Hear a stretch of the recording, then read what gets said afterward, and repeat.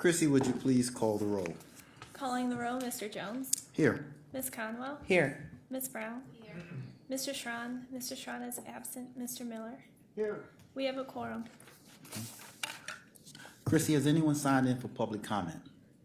No, Mr. Chair, no one has signed in for public comment related to the agenda. To the agenda, thank you. Can we have a motion for the approval of our minutes from the February 3rd meeting? I so move. Second. Moved and seconded. All in favor say aye. Aye. Aye. All right, there are no matters that have been referred to this committee, but we have a presentation today from Director Richard Jones. And Director Jones, if you'd like to come forward. Good afternoon. It's good seeing everyone on this wintry day, I must say. Yes. Today, we would like to give you an overview of the Division of Senior and Adult Services, give you kind of a recap of what we accomplished in 2015, and more context and background on the Senior Center Innovation Fund.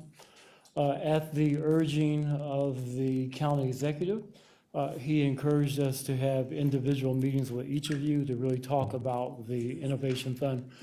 But we felt that this was an opportunity to present before the committee, and those members who cannot be a part of the committee will give them a briefing in a subsequent meeting. So that's the basis of what we hope to accomplish. We have put together a slide presentation. I'm going to share this slide presentation with one of my colleagues, Eric Martin, who's our Business Services Manager. And I'm also joined by Marlene Robinson-Statler, who is our Executive Officer for the division as well. I'll just begin by, I always begin with our mission statement because I think it's really critical, that our goal is really focused on helping older persons to age successfully. And most times that means that they want to age in their own home or in a place that they're choosing. And that's very, very, very critical. I can comment about that from personal experience. My mom will be 90 in April. She had a fall. She was at Ahuja Center for several days. That was followed by a long-term rehab at Menora Park. She's now at home, and now we're having a struggle. Will the bedroom be on the first floor? Will the bedroom be on the second floor? So, those are the kinds of issues we really are kind of facing with the older persons that we are serving currently. Just to give you context, and I'm going to reference data that comes from the Center for Community Solutions. This is a data point that I've shared with you in the past. By 2030, which is not that far away, 31% of our population, will be 60 years of age and older. And the other comment I want to offer, there's an interesting article that appeared in the New York Times about 2 weeks ago, and that is that there are over 72,000 Americans who are 100 years of age and older. And in Ohio alone, there are 1,000. In DSAS, we are currently serving 10 older persons who are 100 years of age and older.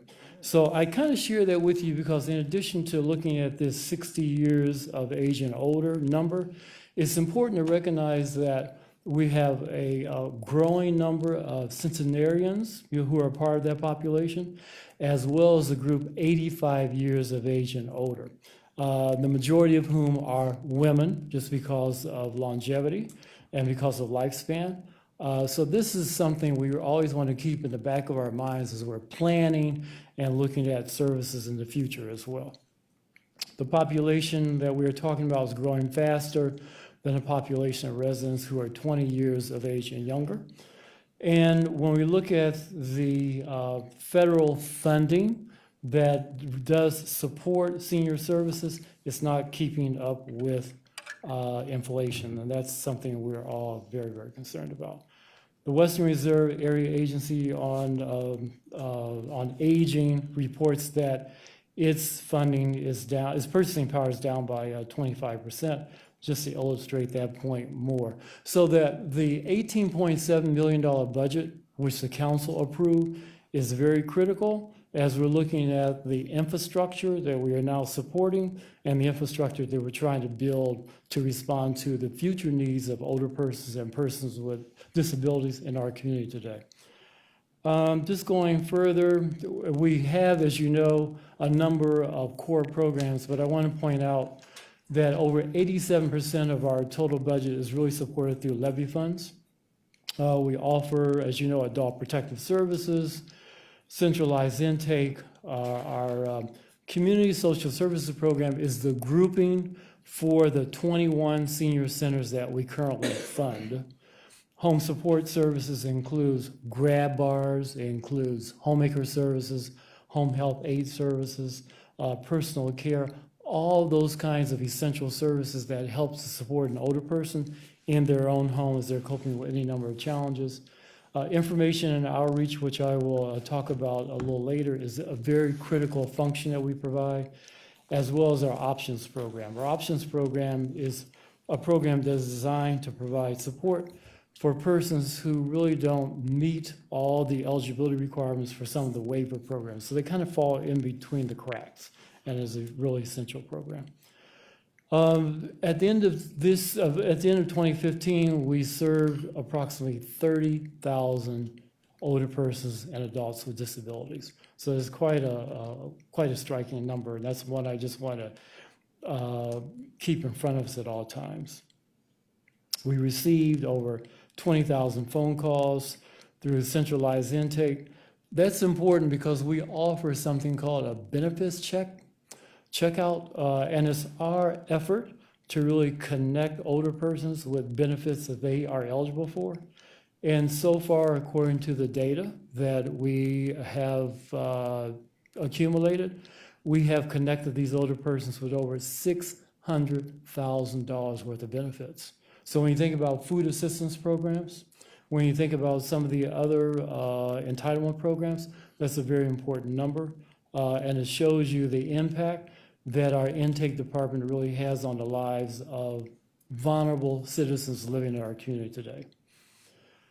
The program that is our group for our senior centers, we are really touching the lives of over 1,900 senior centers now, primarily because the council provided additional support for funding for Strongsville and also for East Cleveland.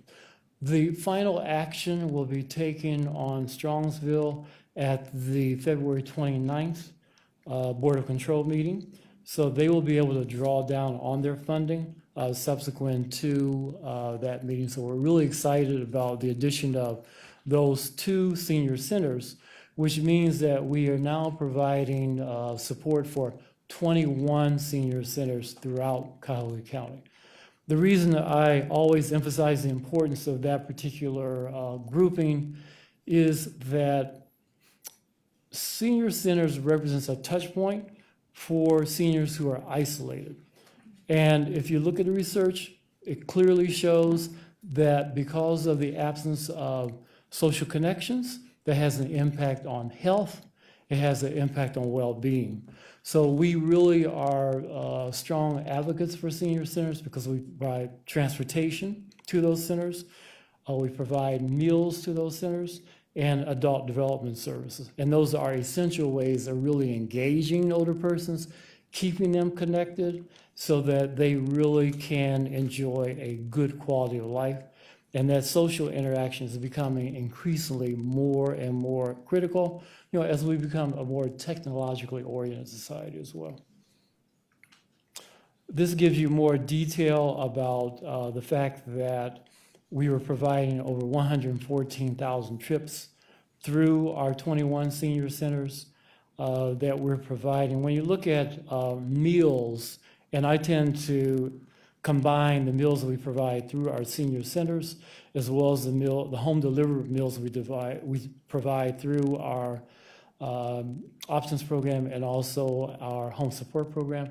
That combined number means that we provide over 1,800 meals annually. That's a very important number, primarily because you will hear references made to food insecurity among older persons in our community today.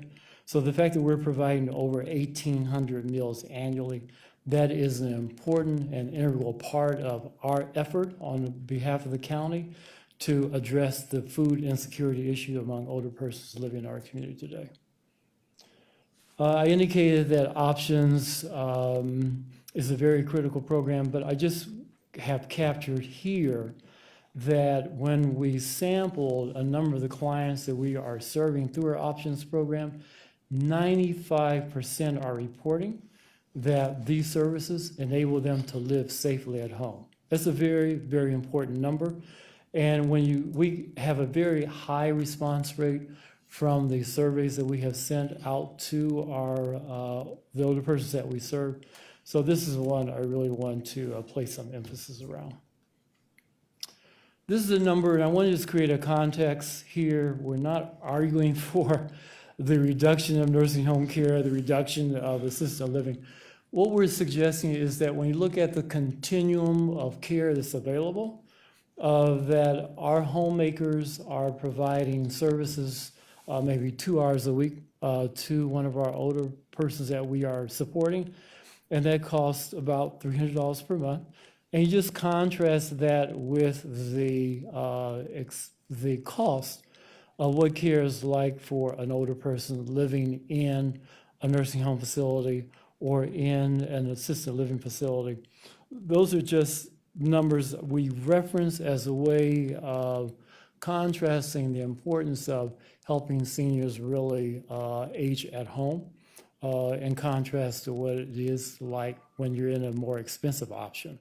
But again, my argument is we need the full continuum made available because the capacity of some older persons requires that they are in an assisted living facility or that they are in a nursing home. This is a quote I really like based on the feedback from one of the clients that we serve. May God bless all those who are working hard to keep our centers open. But I love this last sentence. I am grateful to have a place to go where so many of my needs as a senior are met: safety, shelter, love, laughter, and most of all, people presence. So that really does speak to the isolation issue. This shows you the distribution of our senior centers in terms of we have representation both in the eastern suburbs, the western suburbs, and the bulk of our centers currently are located in the city of Cleveland. So this gives you the distribution of those sites. Senior centers, just in a larger context, there are 81 senior centers here in Cuyahoga County, and we are providing support to 21 of those. One of the things that we are very mindful of is that older persons, like the world around us, their needs are changing, and what we are making every effort to do is to keep up with those changes that are occurring. So we do that in a number of ways. We do that through hosting any number of center meetings. We do that through surveys, and we also do that through the contact that we have with our senior centers. Just trying to keep our finger on the pulse of changes that are occurring. And some of the emerging needs that we are seeing are, there's a growing interest around workforce development. Many older persons who are in the 60 years of age category and older are indicating that they would like senior centers to really explore the opportunity to participate in workforce development activities. So this is a kind of a growing trend that we are seeing, and we are encouraging our senior centers to really look at, how can we partner with organizations that are really looking at creating job opportunities for older persons who are in good health, who have a lot of experience, and who really want to continue contributing to our society. So that's a new area. We have already talked about social interaction.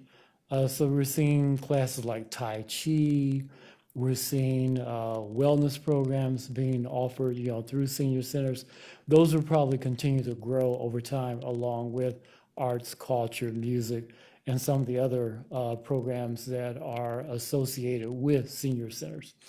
And then the last bullet point just emphasizes the point I was making earlier, that social interaction is really critical, particularly with overall health and the reduction of illness as well as loneliness. So we're going to now transition from just talking about the 30,000 seniors that we serve through those 6 core programs, through that $18.7 billion budget that you approved. But I just want to make a comment that the additional $200,000 that was approved by council, that was included in the budget for food assistance, will allow us to provide services to an additional 200 seniors in our community today. The additional funding that was provided for bed bugs will allow us to provide services to an additional 100.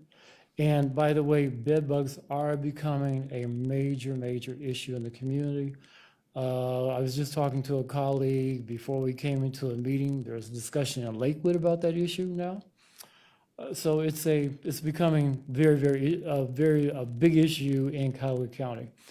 And then the additional funding that was also recommended and that was included in the budget allowed us to grow from providing support to 19 to providing support for 21 senior centers. That's continuing to grow. So all that has really converged a way to help us come up with this new idea of developing and launching the Senior Center Innovation Fund. So my colleague, Eric Martin, is going to go into it in more detail, but I just wanted to offer to you that's exciting, and you will hear him report out what our goals are and some of the preliminary interests that we have already received around that fund. Okay. Thank you.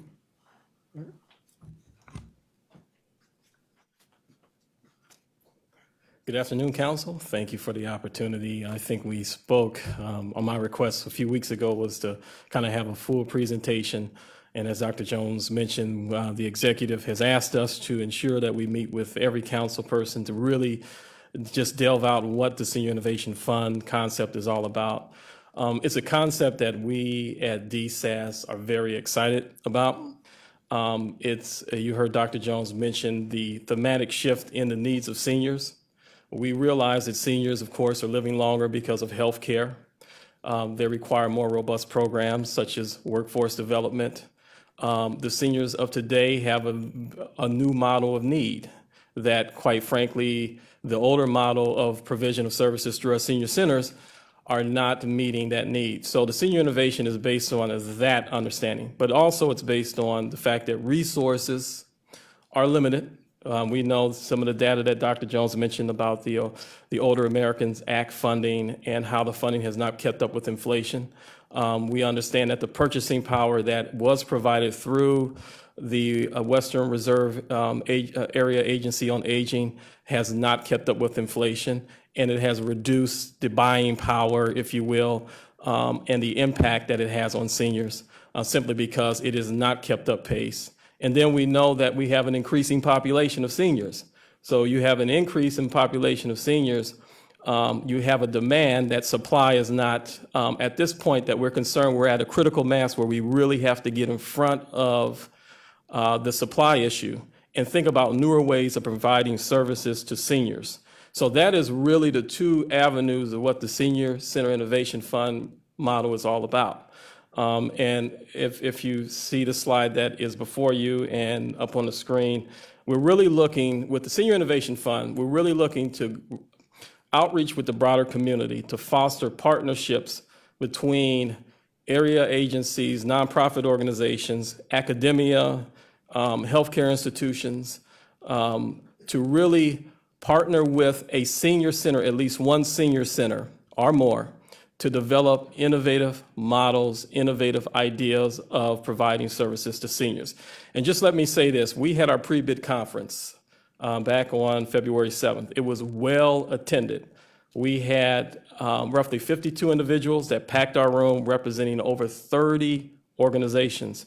And the feedback that we're getting from not only those organizations, but also from our reach across the aisle with the city of Cleveland, they are giving us reviews that people are engaged within the city of Cleveland and interested in this model.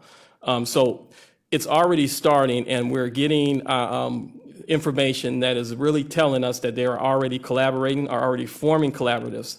We're getting calls every day. Mary Beth, who is our contracting administrator, is receiving calls every day about the RFP. So it is really groundswelling, and we're really excited about it. So the partnership piece, I think, is well underway. But we want to create a venue for stakeholders to really kind of share innovative ideas. And Cuyahoga County, I think, has an opportunity here to be an incubator of best practices, to be a national model for senior services. And I know that may seem like it's a very broad and lofty goal, but I think the community that we have here, the largest county in the state, the resources that we have, the potential and levy funding that we have if we get the 8-year levy passed, all of those things, I think, really make it sufficient and really make it appropriate for us to start believing that Cuyahoga County can be the incubator of innovative senior services.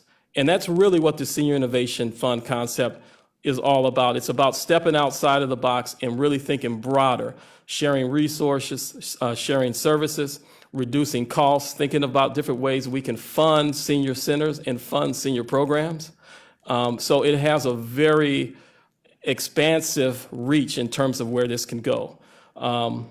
But also we want to showcase the economic and social value of senior centers. And we know that in the United States alone, there's roughly 11,000 senior centers that serve 10 million older adults. And here in Ohio, 450 of those we have in Ohio. And as Dr. Jones mentioned, 81 are in the boundaries of Cuyahoga County. So it is a large network, and Cuyahoga County has an opportunity to really create a level of service efficiency within that network. So that is the main concepts behind the Senior Innovation Fund. I would consider those are the three major platforms that the Senior Innovation Fund is based on.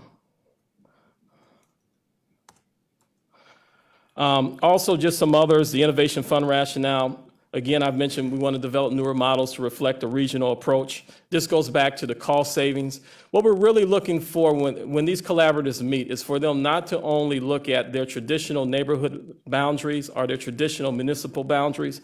We're asking, for example, for senior centers in the suburbs and for organizations in the suburbs, municipalities, community organizations that represent the population in the suburbs, and senior centers to really look at providing services across municipal boundaries. Whereas in the past, we might have Maple Heights Senior Center, the city funding that senior center serving seniors in that area. But we really want to look at perhaps maybe, and this is just an idea, this is nothing specific, but maybe Maple Heights, Bedford Heights, Oakwood Village, all of those being more of a regional collaboration to provide more service, to share resources and provide more services to seniors in a greater geographical area.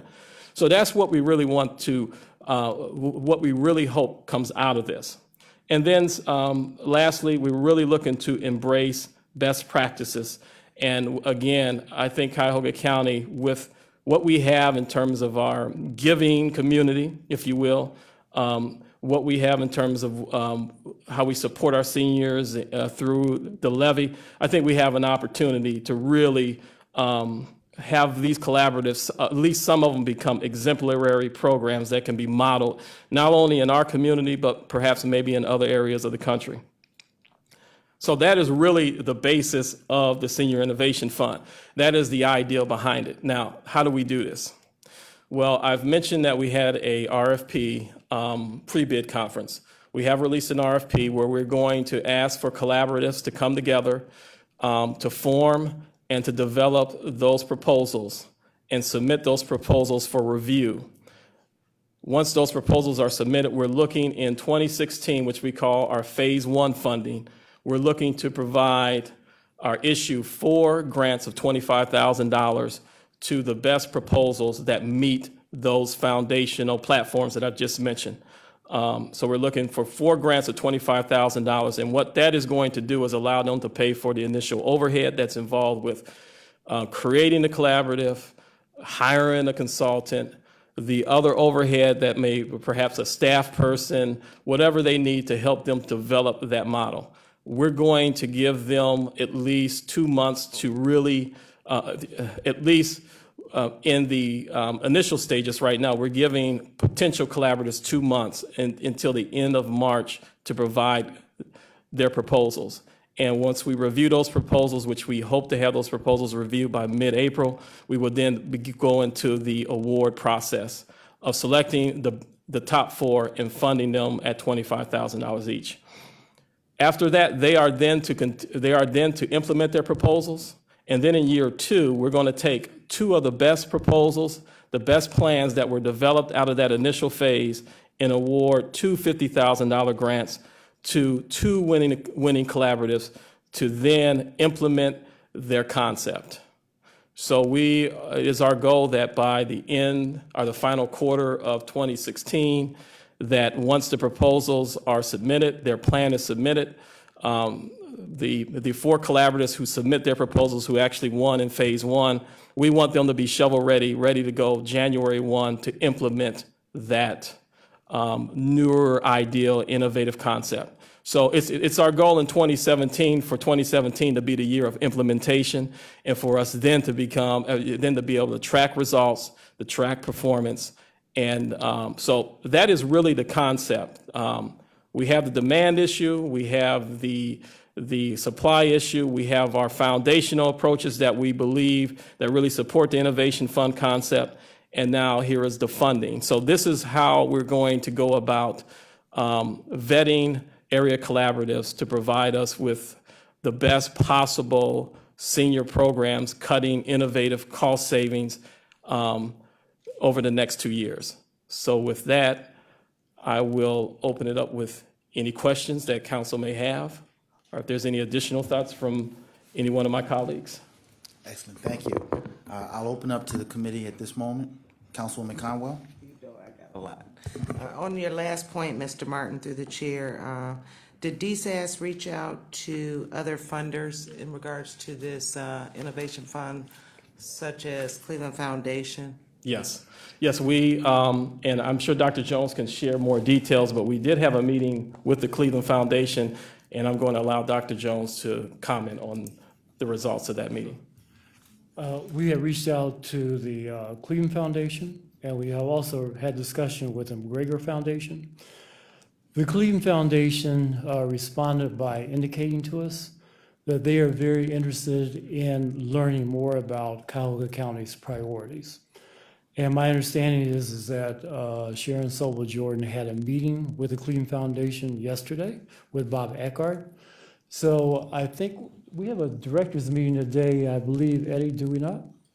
So one reason I'm planning to go to that director's meeting, because I'm hoping I might catch up with her and learn more about what came out of that discussion. But before the Cleveland Foundation will act on the requests we have in front of them, they want to have the additional discussion with leadership to kind of sort out the priorities. I know that Sharon has placed a high priority on our ask to the foundation, but I don't know how that ask is going to be treated in relationship to a number of requests that the foundation is being asked to support at this time. Basically, we're asking for support for a symposium.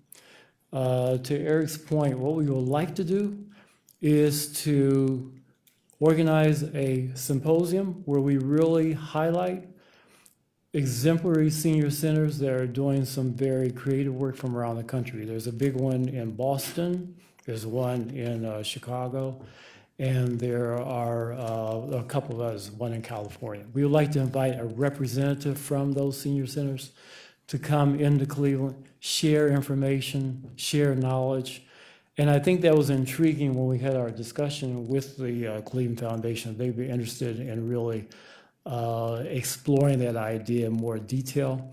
And our notion was we would then open that to all the 81 senior centers and invite them to learn more about what are some of the trends occurring around the country. So that's one asset we have. And also, as to Eric's point, we learned through a conversation we had with the City of Cleveland. City of Cleveland is interested in partnering with us around a symposium because they feel it would be a major contribution back to the community. So they are very much in favor of moving in this direction. We're also seeking funding for evaluation purposes. We feel if we're going to launch and spend $200,000 in this initiative, that we would also like to conduct an evaluation because we don't have funding in our own budget. We would like to explore with the Cleveland Foundation securing that kind of support. So, All right, my second question would be to Mr. Martin. You spoke about the discussion on the regional approach for the senior centers. Has there, and I like that idea, if you could get various municipalities to do a regional approach, but was there, in that, did that include any discussion on transportation? Yes. One of the, and that can, the senior innovation model, and just let me make it clear, we know transportation is still going to be a need. We know adult development is still a need. We know food insecurity is always going to be a need. So if there is a collaboration that can enhance the existing level of services, or the logistics, if you will, to increase the level of services and control cost, then that we would consider an innovative model. So this whole innovation fund does not exclude the existing level of services if it can be done better, more efficiently, and also include more of our seniors, particularly in hard to reach communities. Yes. So I hope that So kind of pulling their resources together and seeing if they can. yeah, absolutely correct. Absolutely correct. So we are not excluding existing services. Those services are critical. So, and we have made it clear that any proposal that we receive that looks to enhance the existing level of service or the existing itinerary of services in a unique, innovative way would actually be an acceptable proposal worthy of review. My other question goes back to earlier slide. It's just a general question. The other funding received, the DSAS program and services, it kind of lists the various funding that you get. Yes. So from the state and federal and the grants, are they utilized first before levy or general fund dollars are used? We try to use, in our case, as far as grants, state-funded dollars, yes, we try to use those dollars initially. But the thing about what makes DSAS different is that our federal funding is very small, even just through our soft grants, for example. And I give you our ADRN grant, which we utilize to help subsidize our levy dollars in our budget, meaning that we pay for a percentage of our employees through that grant to provide things like benefits checkups, other information outreach areas. So yes, it is our intention to use that level of funding first to help augment our levy dollars. Okay, because I know that was a question in one of my other committee meetings, and we want to make sure that we're utilizing other funding. Absolutely. And use ours as a last resort. Have we reached out to families of the seniors to be engaged? And I'll give you an example. Our Department of Homeless Services, they kind of try to talk with families and kind of keep women from having to come into the shelter at all. And that just made me think, have we reached out to families of the seniors to be engaged, to participate? We know the seniors want to be in their home or remain, but sometimes, that inactivity or that non-support from the family to stay engaged, even in my life, I see it. When kids get older, they're trying to get started and they kind of move out and they kind of forget you a little bit until they have kids. Right. So then they remember you all of a sudden. So is that any in our discussions with the Department of Aging, DSAS, for us to really hone in on those ideas? Yeah, we're currently looking at ways that we can reach out to our client, at least seniors, about what is available. I mean, we have a strong outreach department that handles a lot of that. They do an outreach at events where they would maybe set up a table where seniors, maybe at a place that seniors are invited to come to learn more about our services, what's available, what kind of prevention in terms of, for example, if there's any potential exploitation, potential abuse among an older adult or a adult with disability. So we do have a myriad of ways that we look to outreach. However, as we continue to develop our outreach arm, if you will, we do want to include and become more involved with the Western Reserve Area Agency on Aging, because we understand that network represents it represents all of Northeastern Ohio. As a matter of fact, I have been asked to serve on that, on their council. And so I'm going through the process now to make that happen. So we are engaged, and we do understand the importance of reaching out to the larger network, particularly the Western Reserve Area Agency on Aging, which is really the main thrust of what the OAA funding is vetted through. So it's an important initiative on our part as an organization. And so I'd just like to throw out there for anybody that's listening about their model, they should do an innovation model on housing, medical, transportation, and food, because I think there should be, I don't know if it was Dr. Richard Jones or you that spoke about the housing needs and how, just the climate changes. As you get older, you can't do the stairs or whatever. It was Dr. Richard Jones.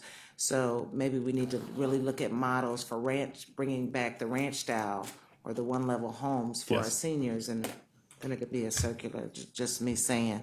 And wanted to ask one final thing. What did OAA stand for? It's the Older Americans Act, which is the main source of federal funding for seniors. Thank you. Councilman Miller? Thank you. Mr. Chairman, Director, I'm interested in where all this ends up. Am I correct that after we demonstrate some of these innovative models, that then in the future we're gonna not necessarily keep funding the same 21 centers, but they're going to compete on the basis of their ability to incorporate some of these innovative models. Is that correct? That is correct. And the idea is to migrate funding to a new model. So as Mr. Martin indicated, we're funding these 4 innovative projects in 2016. In 2017, we will fund 2 major innovative projects. And the idea is to take what we have learned in 16 and 17, and then when we begin to look at the biennial requests for 18 and 19, we will reshape the funding structure for how we plan to support senior centers. So that means money will be shifted. We'll be looking for senior centers that really are replicating what we have learned from phase 1 and phase 2 in their model. We'll be looking for regional approaches. We'll be looking for a unique combination, as you just indicated, Councilwoman Conwell, where there's a combination not only of looking at housing, but how that housing might be linked to medical. So all the innovations that we are hoping will be generated through phase 1 and phase 2 will be used as a way of taking those things that we have learned and reshaping what we do with our biennial requests in 18 and 19. Well, I'm going to play the devil's advocate for that in a minute. I mean, from where we look and from where you look, it looks great.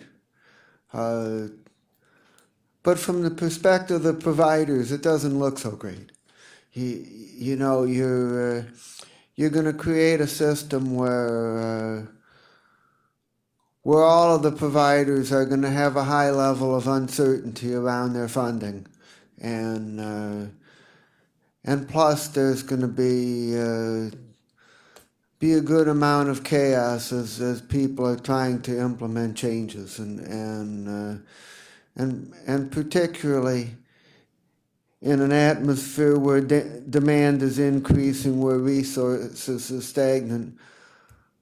I wonder whether that's an environment conducive to providing a high amount of basic level services to a large number of people. It just seems a difficult environment. I think that the observation is a very good one. My response would be that I think we have to really do what we can to set the bar high on behalf of the population we're trying to serve. And the end point is really to help our seniors maintain a high quality of life. We know that some of the models that we are looking at are playing a major role in helping seniors move in that direction. So I think that as we are trying to modify our own service delivery system, you're right, we might have to go at it more gradually. We might have to modify our own plans. So maybe rather than looking at the biennial in 18 and 19, we have to stretch it out over a 4-year period of time in order to really kind of capture what we're trying to move toward. And that is a system that really does embrace best practices. But I will pledge, and the division will pledge, that as we are looking at the implementation schedule of trying to introduce this kind of change in the system, we'll share our experiences with you. We might have to pull back some, but I think you have to have a goal that we really want to focus on in order to really kind of break the cycle we're in now. Right now, I agree that funding tends to be focused on transportation, which is very critical, meals, which is very critical, and adult development, which is very critical. But I think we have to recognize the larger context that a lot of change is occurring. The needs of seniors is changing. So how do you integrate those two? Looking at core funding and looking at changing needs of the community becomes a real challenge for our division. And part of it has got to be, I think, our constant search for how do we introduce best practices and how do we keep up with that world of change, at the same time protect much of that core funding, but move in a new direction on behalf of seniors. Well, since demand is increasing while resources are stagnant, are you hoping to be able to serve more people and provide more services for the same dollars? Quite honestly, I would like to see additional dollars provided to support seniors in our community based on the fact that this demographic is growing at a very rapid rate, to be quite honest about it. You know, that makes sense because senior centers have fixed costs. They have facility costs and they have staffing costs, and unless you're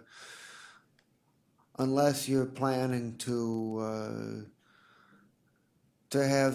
have centers merge and reduce the number of facilities, make seniors come from farther away, and have the same staff serve one facility instead of two, you know, the opportunity for cost savings are probably pretty limited. Mm-hmm. Good observation. We've incorporated that into the RFP. We're going to look at what the response is, but our notion is not to create any hardship. Our notion is how do we introduce best practices, but we don't want seniors to suffer. We really want to maintain a system of quality. We want to support our seniors, and again, going back to our mission, to help seniors age successfully, you know, in their community. That's our bottom line. Thank you, Mr. Chairman. Any further questions from the committee? Councilwoman? Thank you, Chairman. The RFP that was issued, is it specifically asking for collaborations to come together for that purpose of trying to find innovative ideas? Yes, Okay. yes. And I just want to clarify this, the senior centers can collaborate with other centers that are outside of DSAS, That's correct. and that's encouraged. That's encouraged. Okay, and the team that will evaluate the criteria, who will that be? Has that been determined? Well, we have a in-house team, Okay, but we are also looking to bringing on, and this is at the suggestion of Councilwoman Conwell in one of our earlier presentations. We want to bring on representation from the senior community. That would be an important voice for us to capture. That would work along with our professional team in DSAS. And we want to also bring in subject matter experts from some outside organizations. We think that would offer a broader perspective, as we're conducting an evaluation of the projects that we will be reviewing. additionally, the implementation, will that same group monitor or track the results to determine of the four, which would be the best two? And that would be my second part of the question. Of the four, will the two that will get the $50,000, will they be of that first four? They will be of that first four, and we are also aware of the fact that there are probably going to be four very strong proposals.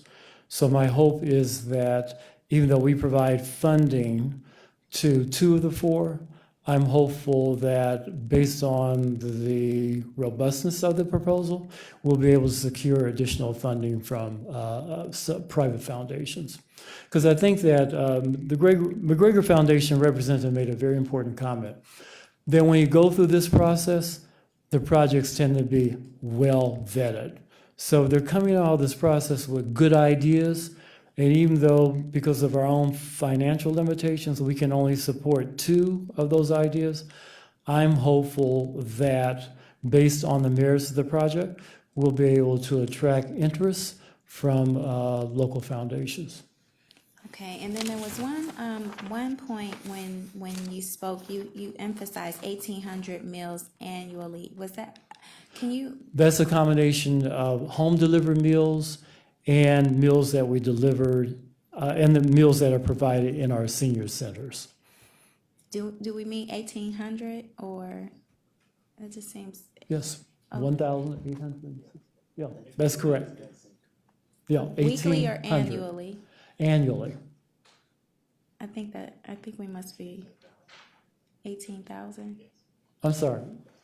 18,000, you're right. It's 18,000. Right, that's correct. Okay. And lastly, the benefits checkup. Can seniors or adults with disabilities still call the hotline? Is that 420-6700? Is that? Right, that's the number. Okay, Correct. all right, so we want to continue to promote that. As Right. you indicated, we got $600,000 of benefits from Correct. the benefits checkup. And will those people that make application, is the service still available where someone will come to their home or a mutually neutral place to assist them with filling out that benefits checkup? That's correct. We have a team that would provide that kind of in-home support. Okay, all right, thank you very much. Are there any further questions from the committee? I reflect back, Dr. Jones, to our budget process, and we know early in that process there were certainly challenges to our county budget overall, and this council looked to restore as much as possible, and we certainly did restore. But even in light of that, you publicly came here with a project asking for additional dollars. So, and we have it now in the Senior Center Innovation Fund. So I just want to commend you on this project that you're bringing forward here, and I look forward to watching in the coming months as this unfolds, and it certainly will be a benefit to our seniors who, in light of all that we've seen at the state level and the cuts and these innovative efforts to continue to meet the needs of our most vulnerable segment of this community. So I commend you again on what you've done, and thank you for the presentation. and look forward to working with you in the coming months. Thank you, Councilman Jones. Thank you, Councilman Conwell. Thank you, Councilman Miller. And thank you, Councilwoman Brown. Is there any miscellaneous business? None here. Chrissy, is there any public comment? Yes, Mr. Chair, Ms. Liu. Yes.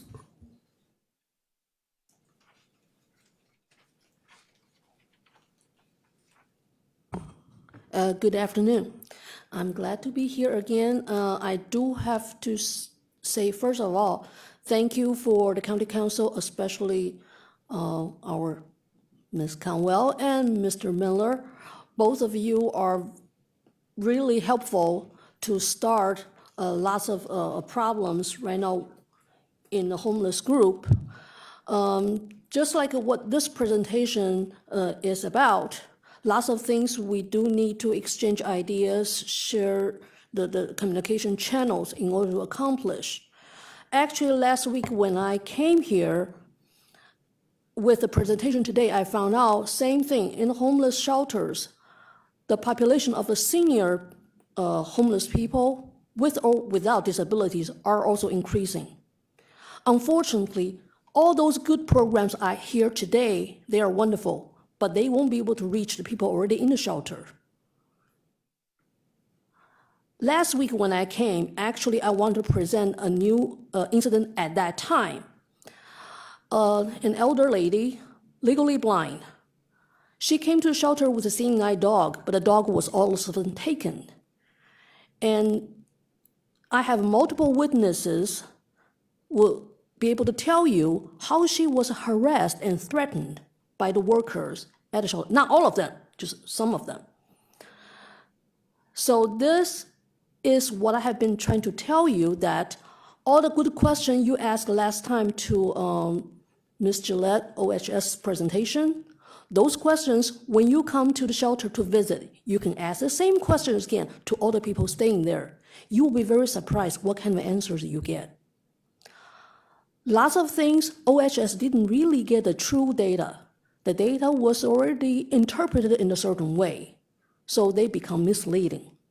So by the time OHS comes to the council to report, you get the same thing. And I have been very blunt. I didn't know much about the politics. I thought you are the people we can get help. So I came, and I have been coming. And I wish we can all keep up the work. I'm trying to give you the direct feedback and updates. One thing I really feel bad, on the TV news, I know Ms. Conwell feel really frustrated. Your excellent work actually was kind of twisted in a way. We actually very appreciate your effort. For me coming here, I learned there are lots of things going on at the same time. And you guys really make the priority, try to hold the fundings to increase the bed in the women's shelter. That was really big help. But that's just the iceberg, the tip of the iceberg. There are other problems there. That's why I will keep coming, keep you updated, and I will try to deliver all the information from you back to them too. Thank you very much. Chrissy, has anyone else signed in for public comment? No, Mr. Chair. All right. Well, if nothing else holds our attention, our meeting is adjourned.